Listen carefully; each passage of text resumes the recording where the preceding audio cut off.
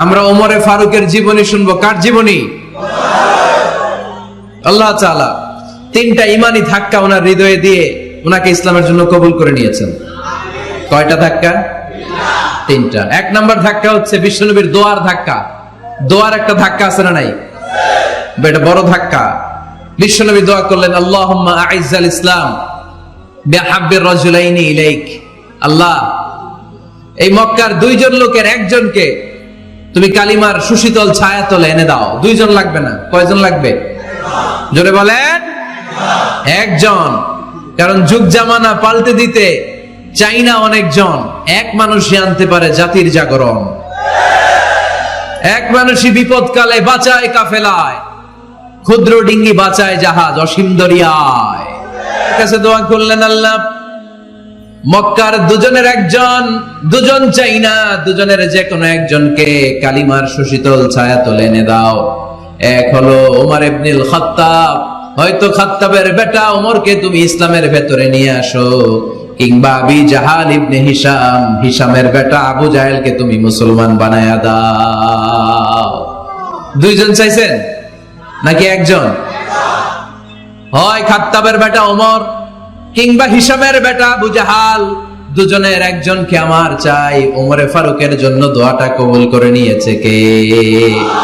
তাহাজ্জুদের নামাজ পড়ে বিশ্বনবী যখন দোয়া করলেন, এই দোয়া যে ওমরে ফারুকের হৃদয়ে একটা ধাক্কা মারল। সুবহানাল্লাহ পড়েন। দোয়ার ধাক্কা বড় ধাক্কা, ঠিক কি না? ফারুকের জন্য দোয়াটা কবুল করে নিল কে? এই দোয়ার একটা বরকত ওমরে ফারুকের হৃদয়ে ছুঁয়ে গেল। এক নাম্বার ধাক্কা।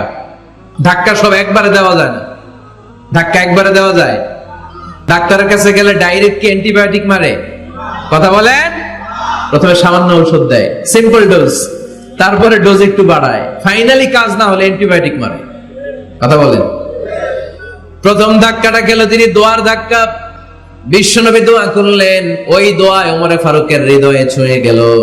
এরপরে রব্বুল আলামিন ওমরে ফারুককে ধাক্কা মারলেন কোরআনের একটা সূরা দিয়ে। সূরাটার নাম হলো সূরাতুল হাক্কা। কি সূরা? কোন সূরা দিয়ে ধাক্কা দিছে? সূরা হাক্কা। সূরা হাক্কা দিয়ে দিছে এক, কথা কয় না। সূরা হাক্কা দিয়ে দিয়েছেন এক। আল হাক্কাতু মাল হাক্কা ওয়া মা আদরাকা মাল হাক্কা। সূরা হাক্কা দিয়ে আল্লাহ একটা ধাক্কা মারলেন। ওই যে দোয়া করলেন বিশ্বনবী, দোয়ার পর সাইয়েদনা ওমরে ফারুকের হৃদয়ের মধ্যে উথাল পাতাল শুরু হয়ে গেল। সব সময় লুকিয়ে লুকিয়ে বিশ্বনবীরে ফলো করে। বিশ্বনবী ডানে গেলে ওমরে ফারুক ডানে যায়, বিশ্বনবী বাঁয়ে গেলে ওমরে ফারুক বাঁয়ে যায়। বিশ্বনবী রাত্রিবেলা নামাজ পড়লে ওমরে ফারুক পেছনে লুকিয়ে লুকিয়ে বিশ্বনবীর কোরআন শুনে। মন্ত্রমুগ্ধ হয়ে বিশ্বনবীর কণ্ঠের তেলাওয়াত শুনে। বিশ্বনবীর তেলাওয়াতের কণ্ঠ আমাদের কণ্ঠের মতো নাকি? বিশ্বনবীর কণ্ঠ কারি বাসাদের কণ্ঠের মতো? আহমদ বিন ইউসুফের কণ্ঠের মতো? আমার নবীর কণ্ঠের সুরের ঝংকারের সাথে পৃথিবীর কোন কারি সাহেবের তুলনা চলবে? কত মধুর, কত সুন্দর, কত অসাধারণ তেলাওয়াত করতেন আমার বিশ্বনবী। একবার তেলাওয়াত শুনলে পাগল না হয়ে কেউ থাকতে পারতো না। বিশ্বনবী ওমরে ফারুককে দেখেন নাই। ওমরে ফারুক লুকিয়ে লুকিয়ে বিশ্বনবীরে ফলো করে। বিশ্বনবী এশার সালাতে সূরা হাক্কা তেলাওয়াত করতে আরম্ভ করলেন। তেলাওয়াত করতে করতে করতে করতে বিশ্বনবী সামনের দিকে যেতে লাগলেন। বিশ্বনবীর চমৎকার কণ্ঠের তেলাওয়াত শুনে ওমরে ফারুক মুগ্ধ হতে লাগলো। ওমরে ফারুক অবাক, কিরে এত সুন্দর শব্দের গাঁথনি, এত সুন্দর বাক্য, এত সুন্দর অন্তমিল, এত সুন্দর কথা, এটা কবিতার মতো লাগে। মনে হয় মোহাম্মদ কবি হয়ে গেছে। কি হয়ে গেছে? সবাই বলেন। মনে হয় মোহাম্মদ কবি হয়ে গেছে, কাব্য প্রতিভা দিয়ে নিজেই কবিতা বানাইছে। ওমরে ফারুক যখন মনে মনে ভাবলেন এগুলো মনে হয় মোহাম্মদ কবিতা পড়ে, মোহাম্মদ মনে হয় কবি হয়ে গিয়েছে। ইন দা মিন টাইম বিশ্বনবী তেলাওয়াত করছিলেন সূরা হাক্কা থেকে, ওয়া মা হুয়া বিকাউলি শাইরিন ক্বালিলাম মা তুমিনুন। এই আয়াতের অর্থ হলো, এটা কোনো কবির বানানো কবিতা নয়, তোমরা অল্প সংখ্যক লোকই এই কোরআনের উপরে ঈমান আনো। সুবহানাল্লাহ পড়েন। এবার ওমরে ফারুক আটকে উঠলেন। ঘটনা কি? আমি মনে মনে ভাবলাম মুহাম্মদ কবি, আর যেটা পড়তেছে এটা কবিতা, কিন্তু মোহাম্মদ আবার দেখেও নাই, কিন্তু বলতেছে এটা কবির বানানো, কবিতা না। তাহলে মোহাম্মদ মনে হয় গণক হয়ে গেছে। কার মনে কি চলে না দেখেই বলতে পারে। নাউজুবিল্লাহ পড়বেন না? ওমর ফারুক এবার মনে মনে ভাবে মোহাম্মদ তাহলে কবি না, আগেরটা ভুল ধারণা আমি করেছি, মোহাম্মদ কবি নয়, মোহাম্মদ হলো গণক। আওয়াজ করে পড়েন নাউযুবিল্লাহ। মোহাম্মদ মানুষের মনে কি চলে গণনা করে সব টের পেয়ে যায়, সব বুঝতে পারে। বিশ্বনবী তখন যে আয়াতটা তেলাওয়াত করছিলেন সেটা হলো ওয়ালা বিকাউলি কাহিনিন কলিলাম মা তাযাক্কারুন। বিশ্বনবী তখন যে আয়াতটা তেলাওয়াত করছিলেন এই আয়াতের অর্থ হলো এটা কোনো গণকের বানানো কথা নয়, খুব অল্প সংখ্যক লোকই তোমরা উপদেশ গ্রহণ করো। বিশ্বনবী ওমর ফারুককে দেখে? কথা কয় না, দেখে না, কিন্তু মিলে যাচ্ছে। ওই আয়াতের পরের আয়াতটা ছিল এটা গণকের বানানো, কোনো গণনা নয়, খুব অল্প সংখ্যকই তোমরা ঈমান আনো। এবার তো ওমর ফারুক বেহুশ। হায় হায়, প্রথমে ভাবলাম কবিতা, সে পড়ে যাচ্ছে না কবির বানানো কবিতা না। এরপর মনে মনে ভাবলাম মনে হয় গণক, সে বলে না এটা গণকের বানানো, গণনা নয়। তাহলে এটা কি? এটা কি? কি এটা? কি পড়ে মুহাম্মদ, যার কণ্ঠের তেলাওয়াত শুনলে মানুষ পাগল হয়ে যায়। বিশ্বনবী তখন পড়তে আরম্ভ করলেন তানজিলুম মির রাব্বিল আলামিন। এর মানে হলো এটা কবিতা না, এটা গণকের বানানো, গণনা না, মানুষের বানানো কিচ্ছু না, এটা গোটা বিশ্বের রব আল্লাহ পাকের বাণী। সুবহানাল্লাহ পড়ে। এই 2 নাম্বার ডোজ করলো। প্রথম ডোজ পড়ছে দোয়ার ডোজ। প্রথম ডোজ কিসের? দোয়া। 2 নাম্বার সূরা হাক্কা দিয়ে আল্লাহ দিলেন এক ধাক্কা। এই সূরা হাক্কার ওই ঘটনার পর ওমর ফারুক তো পাগল পড়া, কি ঘটে গেল আমার সাথে ওই দিন, আমি মনে মনে যা ভাবি সব মোহাম্মদ বুঝে। আল্লাহ 2 নাম্বার ডোজ দিলেন সূরা হাক্কা দিয়ে এক ধাক্কা। সুবহানাল্লাহ পড়েন। এরপর ওমর ফারুক প্রায় বিশ্বনবীর কথা ভাবেন, বিশ্বনবী কোথায় যান লুকিয়ে লুকিয়ে দেখেন। এবার রব্বুল আলামিন ভাবলেন এবার সূরা তাহা দিয়ে আমি 3 নাম্বার ডোজ দিয়ে দিব। পড়েন সুবহানাল্লাহ। এবার 3 নাম্বার ডোজ পাবেন, কিন্তু শয়তান ওয়াসওয়াসা দিচ্ছে, ওমর ফারুক যাও, মক্কায় ঘোষণা হয়েছে মুহাম্মদের কল্লা এনে দিতে পারলে এত এত স্বর্ণ মুদ্রা। শয়তানের ওয়াসওয়াসায় আবার ভুল পথে হাঁটতে লাগলেন সাইয়েদনা ওমর। নাঙ্গা তরবার নিয়ে বিশ্বনবীর মাথা কাটার জন্য বের হয়ে গেলেন। বনু জাহারা গোত্রের একটা লোক বলে ওমর তুমি কোথায় যাও? ওমরে ফারুক বলেন মুহাম্মাদের কল্লা কাটার জন্য যাচ্ছি। পড়েন নাউজুবিল্লাহ। আবু জাহারা গোত্রের লোক বলে তুমি মুহাম্মাদের কল্লা কাটতে যাও? আরে তোমার বোন ফাতেমা বিনতে খাত্তাব আর তোমার বোনের জামাই সাঈদ, এরা তো দুজন কালিমা পড়ে মুসলমান হয়ে গেছে। আরে মুহাম্মাদের কল্লা পরে কাটো, আগে ঘর সামলাও। যে ওমর, আগে ঘর সামলাও, পরে তুমি মুহাম্মাদের কল্লা কাটতে যাও। ওমরে ফারুক রেগে গেলেন, রাস্তা ঘুরিয়ে বাড়ির দিকে চলতে আরম্ভ করলেন। রাগে তিনি গড়গড় করছেন। ওমরে ফারুকের বোন ফাতেমা বিনতে খাত্তাব, বোনের জামাই সাঈদ, তাদের দুইজনকে খাব্বাব রাদিয়াল্লাহু তাআলা আনহু সূরা তাহা ঘরের ভিতরে তেলাওয়াত করে শোনাচ্ছিল। পড়েন সুবহানাল্লাহ। সূরা তাহা দিয়ে আল্লাহ একটু পরে ধাক্কা মারবে আরেকটা। ওমরে ফারুক যখন আসলেন, ওমরে ফারুকের আওয়াজ শুনে খাব্বাব রাদিয়াল্লাহু তাআলা আনহু লুকিয়ে গেলেন। ওমরে ফারুক দরজার মধ্যে কড়া নাড়লেন। বোন বলে কে তুমি? সাইয়েদনা ওমর বললেন আমি ওমর। খুলে দেওয়া হলো। ঘরের ভেতরে ঢুকেই কথা নাই বার্তা নাই, নিজের আপন বোনকে মারতে শুরু করলো ওমর। বোন জামাইকে আঘাত করতে শুরু করলো। মারতে মারতে নিজের কলিজার টুকরা বোনকে, বোনের জামাইকে সাইয়েদনা ওমরে ফারুক পিটাতে পিটাতে রক্তাক্ত করে ফেললেন। গা দিয়ে ফিনকি বের হয়ে যখন রক্ত বের হয়, সাইয়েদনা ওমরে ফারুকের দিলের মধ্যে মায়া তৈরি হয়ে যায়। সাইয়েদনা ওমরে ফারুক বললেন আমার কলিজার টুকরা বোন আর বোন জামাই, তোরা কেন মুহাম্মাদের কথায় পাগল হলি? বুঝলাম না কেন মক্কার লোকগুলো পাগল পড়া হয়ে সব মুহাম্মাদের দলে চলে যায়। কি এমন কথা মুহাম্মদ তোদের শোনায়, কি এমন বাণী তোদের শোনায় যে বাণী শুনে সব তোরা মুহাম্মাদের দলে চলে গেলি? কি আছে মুহাম্মাদের কাছে? কি কি জাদুটা? কি কি জাদু পেলি সেখানে? আমার একটু দেখা। বোন ফাতেমা বলে না ভাই, ইন্নাকা রিজিস, তুমি নাপাক। লা ইয়ামাসসুহু ইল্লাল মুতাহহারুন, পাক পবিত্র না হয়ে আল্লাহর এই কালামে স্পর্শ করা যায় নাকি? আওয়াজ করে বলেন স্পর্শ করা যায়? ভাই তুমি গোসল করে আসো, তাহলে তোমার হাতে তুলে দিব, তুমি পড়লেই বুঝতে পারবা কি আছে আল্লাহর এই কোরআনে। সুবহানাল্লাহ পড়েন। সাইয়েদনা ওমর ফারুক গোসল করে আসলেন, বোন এবার সূরা তাহা চামড়ার মধ্যে সূরাতু তাহার কিছু অংশ লিখে খাব্বাব রাদিয়াল্লাহু তাআলা আনহু লুকিয়েছিলেন ওনার হাত থেকে সূরা তাহার অংশটা নিয়ে সাইয়েদনা ওমর ফারুকের বোন ওমর ফারুকের হাতে দিয়ে বলল, ভাই তুমি আসার আগে এই অংশটা সবাই মিলে তেলাওয়াত করছিলাম। ওমর ফারুকের হৃদয়টা তখন একেবারে নরম, কারণ আগে ধাক্কা খাইছি কয়টা, জোরে বলতে হবে। প্রথম ধাক্কাটা কিসের? হ্যাঁ, দোয়া। দ্বিতীয়টা হাক্কা, সূরার নাম। এবার দিল সূরা তাহার ধাক্কা। ওমর ফারুক হাতে নিলেন, খুব ভালো আরবি জানতেন, চমৎকার আরবির অর্থ বুঝতেন, কারণ আরবি ভাষাভাষী মানুষ। হাতে নিয়ে নজর দেওয়ার পরে ওনার চোখ দিয়ে দাঁড় দাঁড় করে পানি বের হয়ে গেল।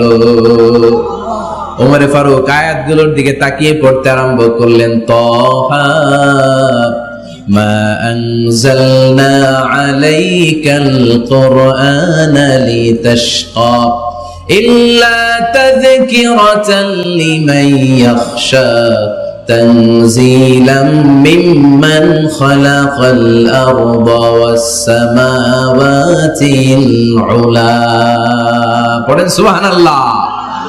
উনি পড়তে আরম্ভ করলেন, তাহা মা আনজালনা আলাইকাল কুরআনা লিতাশকা, এই কোরআনকে হতভাগা জাতি হিসেবে থাকার জন্য তোমাদের উপর নাজিল করি নাই। তানজিলাম মিম্মান খালাকাল আরদা ওয়াস সামাওয়াতিল উলা, এটা ওই রবের পক্ষ থেকে, ওই সত্তার পক্ষ থেকে নাজিল হয়েছে, যেই রব জমিন তৈরি করেছেন, যেই রব বিশাল সুবিশাল আকাশও তৈরি করেছেন। সুবহানাল্লাহ পড়েন। সূরা তাহার এই চমৎকার অসাধারণ শব্দ গাঁথনি দিয়ে এই আয়াতগুলো যখন পড়তে আরম্ভ করলেন, ওমর ফারুক আর নিজের উপর ব্যালেন্স রাখতে পারলেন না, আর ধরে রাখতে পারলেন না। এবার ডাইরেক্ট অ্যাকশন। ধাক্কা খেয়ে সূরা তাহার ধাক্কা খেয়ে আর সামলাতে পারলেন না, পাগলের মতো হয়ে গেলেন, বলতে আরম্ভ করলেন, আইনা মুহাম্মদ, মুহাম্মদ কোথায়?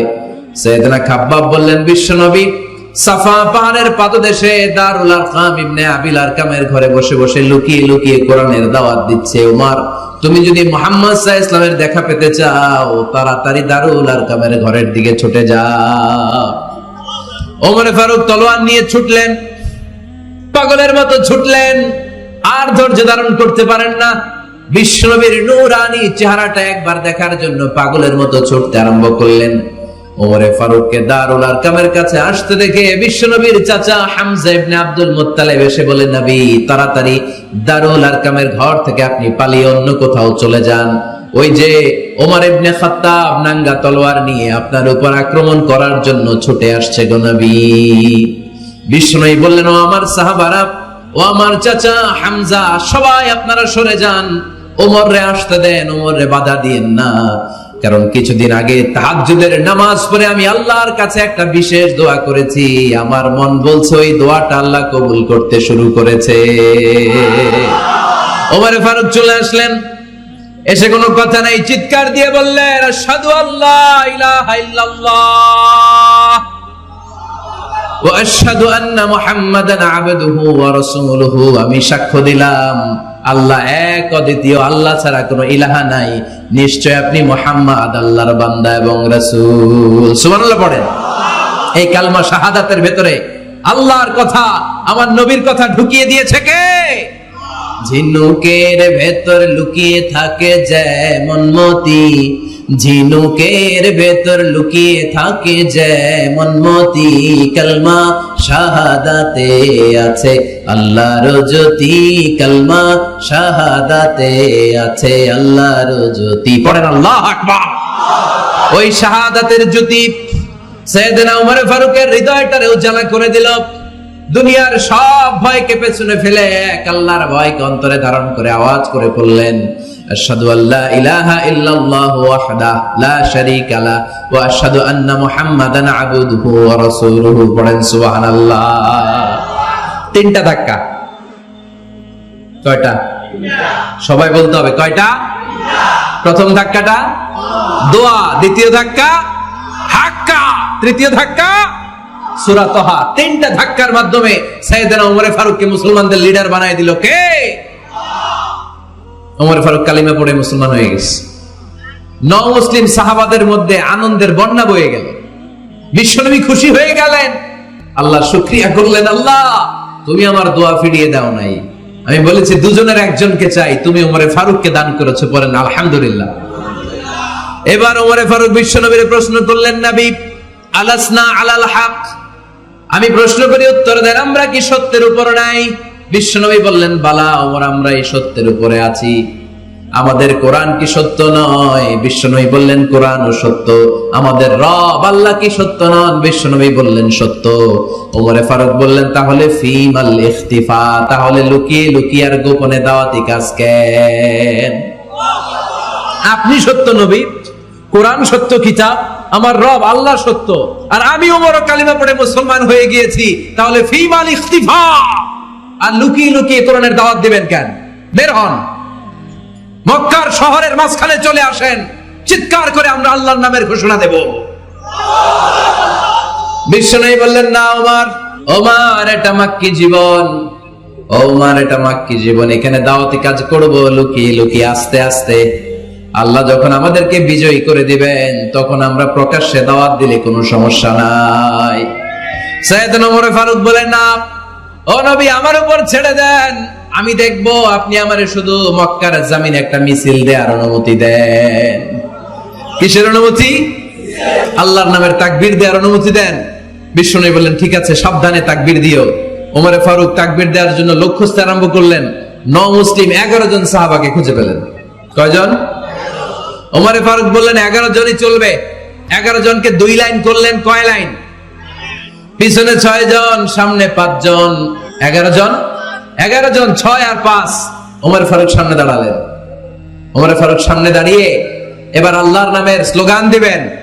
ওমর ফারুক বলেন, আমরা খুব লম্বা চূড়া স্লোগান দিব না, খুব ছোট্ট, দারুল আরকামের ঘর থেকে কাবা ঘর পর্যন্ত, বাইতুল্লাহ পর্যন্ত, এতটুকু জায়গা আমরা তাকবীর দিতে দিতে সামনের দিকে এগোবো। পৃথিবীর কোনো শক্তি আমাদেরকে থামায় দিতে পারবে না। ওমর ফারুক তখন এক বাক্যের একটা ভাষণ দিলেন। কয় বাক্যের?